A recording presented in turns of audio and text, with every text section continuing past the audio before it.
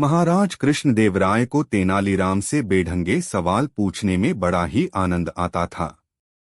वे हमेशा ऐसे सवाल पूछते जिसका जवाब देना हर किसी को नामुमकिन सा लगता, लेकिन तेनालीराम भी हार मानने वाला नहीं था।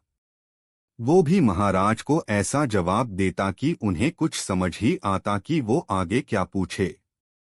एक बार महाराज ने तेनालीराम से पूछा, क्या तुम अपने राज्य के कौवों की संख्या बता सकते हो? तेनालीराम ने कहा, जी महाराज, बिल्कुल बता सकता हूँ। कौवों की बिल्कुल सही संख्या बतानी है, ये नहीं कि अंदाजा लगाकर कुछ भी बता दो। जी महाराज, मैं कौवों की बिल्कुल सही संख्या ही बताऊंगा। आप विश्वास रखें, तेनालीराम ने कहा। महाराज बोले, अगर तुमने गलत जवाब दिया तो तुम्हें मृत्युदंड दिया जाएगा। तेनालीराम ने साहस के साथ कहा, महाराज मुझे आपका हुक्म स्वीकार है। तेनालीराम के विरोधी मन ही मन खुश होने लगे। उन्होंने सोचा कि आज तो तेनालीराम बुरी तरह फंस चुका है। भला कौवों की गिनती कैसे की जा सकती है?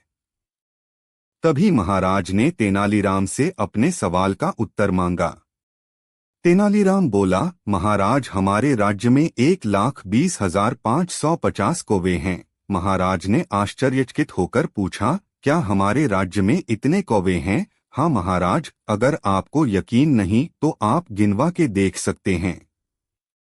अगर गिनती में कुछ कम ज्यादा हुए तो? महाराज ने कहा। ऐसा हो ही नहीं सकता।